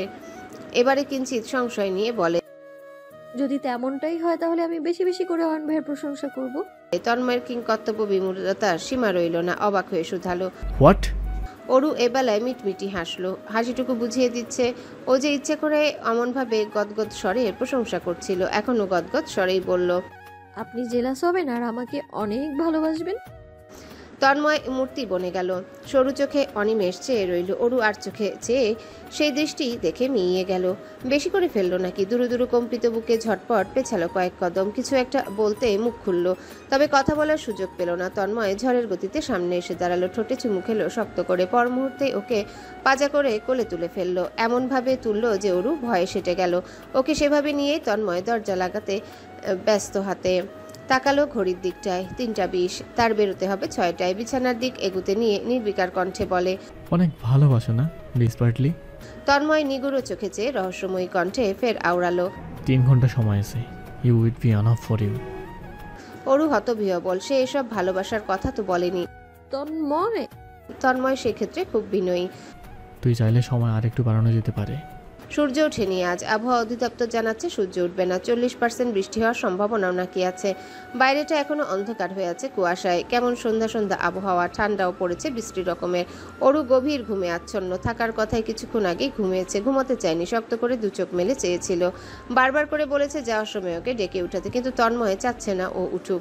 তার বিদায়ের পথ দেখে কাঁদুক। মাত্র 2 দিন সফর, অথচ মেয়েটা এমন করছে যেন তন্ময় চিরজীবনের জন্য চলে যাচ্ছে। সে ইতিমধ্যে তৈরি হয়ে দাঁড়িয়ে আছে বিছানার সামনে। ঘুমন্ত অরুকেই দেখছে। ঝুঁকে কপালে চুমু খেলো, এরপর ঠোঁটেও গাঢ় চোখে স্নিগ্ধ ক্লান্ত মুখটা দেখলো। অনেকক্ষণ ফিসফিস করলো আনমনা, তোর আমাকে বড় বেশি দেখার খুবই শখ। আমি পূর্ণ করব, আমরা বিয়ে করব, তুই যেভাবে চাস। ছোট একটা নোট অরুর বিছানার পাশে রাখলো তন্ময়। কমফোর্টার থেকে বেরুনো মসৃণ হাতটা কমফোর্টারের ভিতর ঢুকিয়ে দিল।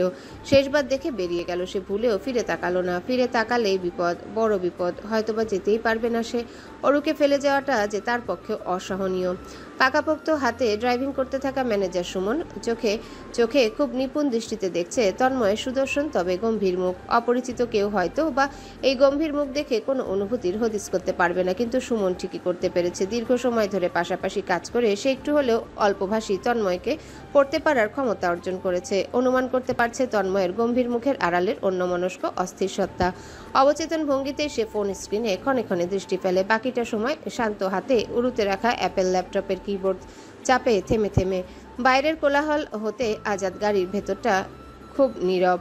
পিনপতন নীরবতা ভেঙে শুধুই কিবোর্ডে সূক্ষ্ম ধ্বনি কর্ণধার ছুঁয়ে যায় কিছুক্ষণ পর পর। বাইরের আকাশ মেঘলা, বৃষ্টি হবে হবে ভাব, তবে হবার সম্ভাবনা কম। ঘড়ির কাঁটা তখন সকাল 10:09। তন্ময় নাস্তা করেনি শুনেছে সুমন। জয়া বেগম দুয়ারে দাঁড়িয়ে বারবার করে ছেলেকে খাওয়াতে ব্যাকুল ছিলেন। সুমন্ত তখন শাহজাহান বাড়ির দোরগোড়াতে দাঁড়িয়েছিল। ঠিক দেখেছিল তন্ময় কেমন উপরে চাইছে। সুমন কিছুটা আন্দাজ করতে পারছে তন্ময়ের অস্থিরতা কাকে ঘিরে রয়েছে। এ সময় সে আয়নায় চেয়ে চাপা স্বরে বলে, স্যার ব্রেকফাস্ট করে নেবেন কি? তন্ময় প্রত্যুত্তরে শুধুই শান্ত চোখে চেয়েছে। সেই চাহনি পড়তে পারে সুমন। তখনই নিজের মুখ বন্ধ করে ফেলে। আর সে আগ বাড়িয়ে খাওয়া দাওয়া দুর্বল প্রসঙ্গে যাওয়ার সাহস করে না। দুটো ধারালো তীক্ষ্ণ বাক্য ছুঁড়ে মারলেই সুমনের ফকফকে মন বিষাদে জর্জরিত হবে। এমনিতে মানুষটা ভদ্র, স্বল্পভাষী, তবে মেজাজ খারাপের সময় 2-4টে তেতো কথা মুখের উপর শুনিয়ে দেয়। সুমন সেই তেতো স্বাদ পেয়ে শুধরেছে। নিজের ইচ্ছেতে কখনোই সে তেতো কথা শুনতে চায় না। তন্ময় অবশেষে ল্যাপটপ বন্ধ করে গায়ে এলিয়ে দেয়। সিটে মাথাটা এলিয়ে 2 চোখ বন্ধ করে নেয়।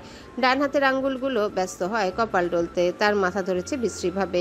রাতে তো ঘুমায়নি, সাথে অরুর ভাবনা আরও ব্যথা বাড়িয়ে তুলেছে। মেয়েটা এমনভাবে মন খারাপ করেছে যে তন্ময়ের এখন মেজাজ খারাপ হচ্ছে, অস্থির লাগছে। অবচেতন মনের ইচ্ছে করছে সুমনকে বলতে, গাড়িটা ঘুরিয়ে ফেলো, বাড়ি ফিরবো।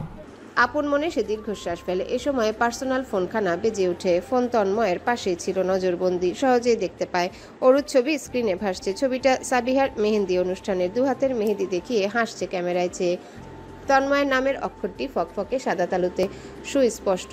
তন্ময় হঠাৎ করে আজ এবং এখন খেয়াল করে তার ফোনে অরুর নাম্বার অরু দিয়ে সেভ করা। সেদিন রিয়ানের ফোনে দেখেছে রিয়ান খুব সুন্দর একটা নিকনেম দিয়ে সুহানির নাম্বার সেভ করেছে। তখন অতটা না ভাবলেও এখন ভাবছে সে কখনো অন্য কোনো নাম দিয়ে সেভ করার চিন্তা ভাবনা করেনি। তবে আজ হঠাৎ করে মনে হচ্ছে শুধু অরু নামটা মানাচ্ছে না, অন্য কিছু দিতে হবে। তন্ময় কল রিসিভ করে ফোন কানে ধরে। আনমনে ঠোঁটের কোণে দীর্ঘতা বাড়ে। ফের সিটে মাথাটা এলিয়ে দেয়, চোখ বন্ধ করে। অরুর কণ্ঠে অভিমানের ছোঁয়া। তন্ময় ভাই। তন্ময় নিঃশব্দে হাসে। প্রত্যুত্তরে নাক মুখে শব্দ করে। বড্ড ভারী আর গভীর শোনায়। অরু কাঁদো কাঁদো গলার স্বরে বলে, আপনি আমাকে না বলে চলে যেতে পারলেন? তন্ময়ের ঠোঁটের হাসি চওড়া হয়। বন্ধ চোখে ঝটপট এঁকে নেয় অভিমানী ভেজা মুখখানি। দুষ্টুমি করেই বলে বসে, পারলাম তো। অরুর কণ্ঠে স্পষ্ট অবিশ্বাস। আপনি আবার মজাও করছেন? জানেন আমি কত কষ্ট পাচ্ছি। তন্ময় মিহিস্বরে বলে। জানি না তো, না বললে কিভাবে জানবো? অরু চুপ করে যায়, নাক টানছে, হয়তো কাঁদছে। তন্ময় হেসে যায় নিঃশব্দে। এবেলায় নীরবতা চিরে বলে, চিরকুট রেখে এসেছিলাম, পেয়েছিস? অরু আকস্মিক চেঁচিয়ে ওঠে। কি? কোথায়? তারপর ওর পদচারণের ধ্বনি ভেসে আসে, হয়তো বা হন্য হয়ে চিরকুট খুঁজছে। তন্ময় ফোন কানে ধরে সানন্দে অপেক্ষা করে। অরু বোধহয় পেয়েছে, মিনমিন করে বলে, এত মিষ্টি করে বললেই বাকি, আপনি তো আমাকে মুখে মুখে বলে যাননি। তন্ময় ঠোঁটে ঠোঁট টিপে হাসি রুখে শুধায়, মুখে মুখে। পরপর কণ্ঠ খাদে নামিয়ে চাপা গলায় বলে, মুখে মুখ লাগিয়ে বলতে হবে, তাহলে ফিরে আসি। অরু ভেবাচাকা খেয়ে বসে তড়িৎ প্রত্যুত্তরে বলে, মুখে মুখে বলতে সামনাসামনি, সরাসরি? তন্ময় এবারে ভারী স্বরে হেসে ফেলে আওয়াজ তুলে বলে, ও, ভুলে বুঝেছি তাহলে।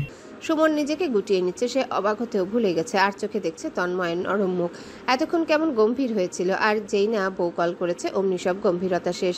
তবে একদিকে ভালো হয়েছে, সুমন বেঁচেছে। তার ইচ্ছে করছে গিয়ে অরুর পা জোড়া জড়িয়ে ধরে বলতে, ম্যাম বেশি বেশি কল করুন, এইভাবেই লোককে হাতিয়ে রাখুন, না হয় আমাদের মতো নিরীহ মানুষকে ভুগতে হয়। অরু গলা কেশে পরিষ্কার করে প্রশ্ন করে, খেয়েছেন? তন্ময় মিথ্যে বলতে পারে না, বলে, সূর্য কয়টা বাজে? এক্ষুনি কোথাও গাড়ি থামিয়ে ব্রেকফাস্ট করে নিন, এক্ষুনি। তন্ময় ভ্রু নাচে আদুরে ভঙ্গিতে শুধায়। হুকুম করিস? অরু টেনে বলে, করেছি, খাবেন কিনা বলুন। তন্ময় হার মেনে নেয়। খাবো। আমাকে ছবি তুলে পাঠাবেন কি খাচ্ছেন, আধ ঘন্টার মধ্যে। চোখ মুখ বাম দিয়ে রেখে তন্ময় হেসে ফেলে। দেখো কাণ্ড, তাকেই ধমকানো হচ্ছে। আশকারা পেয়ে মাথায় চড়ে নাচছে। এই সময় রুবির ডাক পড়ে অরুর জন্য, হয়তো বা অরুর দুয়ারে এসে দাঁড়িয়েছে। শোন, তাড়াতাড়ি রেডি হবি, বলে দিয়েছেন দুলা ভাই, 3টায় বেরবো আমরা। তন্ময়ের হাসিটুকু মুছে যায় মুহূর্তে। হৃদয়ের মধ্যখানে ভাঁজ পড়ে। রজন খানেক প্রশ্ন করে, কোথায় যাবি? আর দুলুভাই ডেকে? অরু গদগদ গলায় বলে, কে আবার? অয়ন ভাইয়া। আমরা আজ বিকেলে রেস্টুরেন্টে যাব, ভাইয়া ট্রিট দেবেন।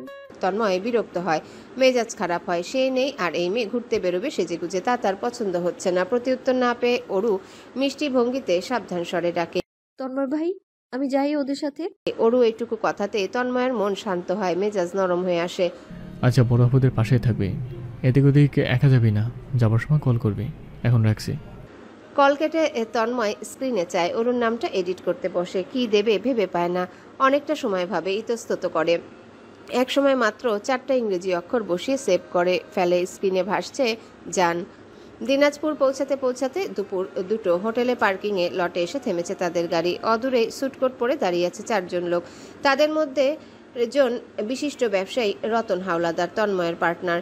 মিটিং তার সাথে। ভদ্রলোকের হাতে গোলাপ ফুলের বুকে। তন্ময় বেরিয়ে আসতে রতন সাহেব এগিয়ে আসেন, বিনয়ের সহিত হাত বাড়িয়ে বলেন, mister Shahjahan, nice to meet you. Tanmoy হাত মেলায়, প্রত্যুত্তরে বলে, nice to meet you as well mister Howlader, hopefully you are doing great. বুকেটা 2 হাতে এগিয়ে দিতে নিয়ে রতন সাহেব হেসে বলেন, অ্যাবসুলেটলি। তন্ময় বুকে নেয়, এরপর সুমনের হাতে ধরিয়ে দেয়। রতন সাহেবের সাথে কথা বলতে বলতে এগুতে থাকে হোটেলের দিকে। রতন সাহেব লাঞ্চের অফার করেন। দুপুর যেহেতু একসাথে খাওয়াও হবে, সাথে ব্যবসায়িক আলাপ। তন্ময় বিনয়ের সাথে রাজি হয়। দুজন এগোয় লবিতে। এর মধ্যে 2বার ফোন বাজে। তন্ময় ধরতে পারে না, সাইলেন্ট করে রাখে। লাঞ্চ সেরে আজকের জন্য বিদায় নিয়ে উঠতে উঠতে বেলা 3টা। হোটেল চেকিং করে ঘরে ঢুকতেও সময় লাগে। ক্লান্ত ভঙ্গিতে বিছানায় বসে সে ফোন হাতে নেয়। অরু কল করেছিল, video call. Tanmoy call back করে। কল রিসিভ হয় সময় নিয়ে। অরু সেজেছে, কি সব মেখে একদম পুতুলের মতো হয়ে আছে। অবশ্য এমনিতেই পুতুল দেখতে, সাজগোজ করায় দ্বিগুণ রূপে লাগে। কোথায় ছিলেন? তন্ময় ক্লান্ত শরীরে শুয়ে পড়ে, বাম হাতে মাথা রেখে। ডান হাতে ফোন ধরে রেখেছে মুখের সামনে। অরুকে ভালোভাবে দেখে বলে, ব্যস্ত ছিলাম, তুই কি পেয়েছিস? অরু কি পড়েছে তা দেখাবে বলে ফোন রেখেছে ড্রেসিং টেবিলের উপর। ও একটু দূরে গিয়ে দাঁড়িয়েছে। শাড়ি পরেছে, জর্জেটের সফেদ শাড়ি। তন্ময়ের চূড়ান্ত বেহায়া নজর সোজা গিয়ে থামে অরুর পেটে। অরু ঘুরিয়ে ফিরিয়ে দেখাচ্ছে বলেই হয়তো বা পুরো ফর্সা পেট সে দেখতে পেয়েছে। লাল তিলগুলো উকি দিচ্ছে। তন্ময় অসহায় ভঙ্গিতে ঢোক গিলে। অরু ক্যামেরার কাছে আসতে পেটের দৃশ্য আরও স্পষ্ট হয়। তন্ময় সেদিকে চেয়ে নির্বিকার কণ্ঠে বলে, তুই কি আমার শাস্তি দিচ্ছিস? বলে আসিনি বলে? অরু আশ্চর্য হয়, দ্রুত ফোন হাতে নেয়। সরল মুখখানা দেখিয়ে বলে, আমি? কখন? কি বলেন? তন্ময় লম্বা শ্বাস নেয়। এখন এটা পরিবর্তন কর, কামিজ পরে যাবি। আর নাইলে যাবার দরকার নেই তো। অরু হতভম্ব হয়ে থাকলো। হলো কি, শাড়ি ভালো লাগছে না? তন্ময় নিগুড়ো চোখে চেয়ে বলে, ওই ভালো, আমি এসে দেখবো যখন তখন পড়িস। এখন চেঞ্জ কর, ফাস্ট। অরু হতাশ। সময় নেই তো। যাও, দরকার নেই। অরু নাক মুখ ফুলিয়ে চেয়ে আছে। তন্ময় ওই আদুরে মুখে চেয়েও ছাড় দেয় না। অগত্যা অরু ভিডিও কল রেখে কামিজ নিয়ে ওয়াশরুমে ছুটে। এর মধ্যে তন্ময় শার্ট খুলে ফেলেছে, তার গরম লাগছে। এই মেয়েটা তো তাকে শান্তি দিবে না, তার শপথ করে রেখেছে বোধহয়। অরু শাড়ি পরিবর্তন করে কামিজ পরেছে সিল্কের। ভোতা মুখে এসে আওড়ায়, আপু কত সময় নিয়ে কষ্ট করে পরিয়েছিলেন, বাকিরাও শাড়ি পরেছে। তন্ময়ের কাট প্রতি উত্তর, ওরা পড়লে পড়ুক, তুই পড়বি না। অরু অভিমানী চোখে চেয়ে বলে, দূরে গিয়ে আপনি আরো কঠিন হয়ে গেছেন, কখন থেকে ধমকাচ্ছেন? তন্ময় মুহূর্তে নরম হয়ে যায়, কণ্ঠ আরো নরম হয়। ধমকাচ্ছিস কেন? কখন বেরোবি? অরু গোমরা মুখে বলে, এক্ষুনি। আচ্ছা যা, সাবধানে, ওকে? অরু মাথা দোলায়। তখনই দীপ্তর ডাক পড়ে।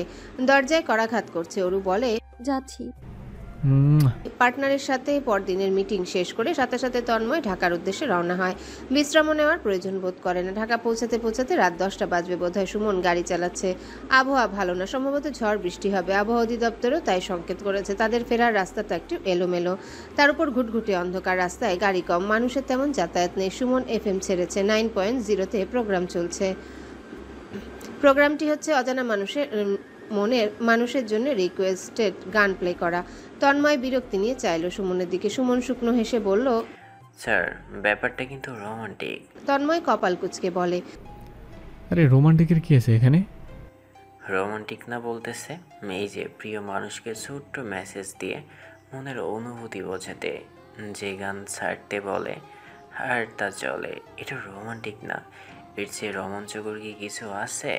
তাহলে রোমান্টিককে। তন্ময় দৃষ্টি নামায়, চায় ল্যাপটপে। সুমন জবাব না পেয়ে ভাবে এই বুঝি প্রত্যুত্তর আর আসবে না, কিন্তু আসে। হঠাৎ করে তন্ময় জবাবে বলে, চোখে চোখ রাখার চেয়ে রোমান্টিকতার কিছু হয় না। সুমন জবাব দিতে চাইল, তখনই সে খেয়াল করে সামনে থেকে হঠাৎ করে বেপরোয়া ভঙ্গিতে ছুটে আসছে হলুদ রঙের ট্রাক বোধহয় ব্রেক ফেল করেছে। ঝড়ের বেগে ছুটে আসছে চোখের পলকে। হ্যালো বন্ধুরা, পরবর্তী পার্ট খুব তাড়াতাড়ি আসবে, তো সবাই অপেক্ষায় থাকো। আর চ্যানেলটি যারা এখনো সাবস্ক্রাইব করোনি তারা পরবর্তী পার্ট দেখার জন্য চ্যানেলটি সাবস্ক্রাইব করে রেখো। ধন্যবাদ সবাইকে, আমাদের সাথেই থেকো।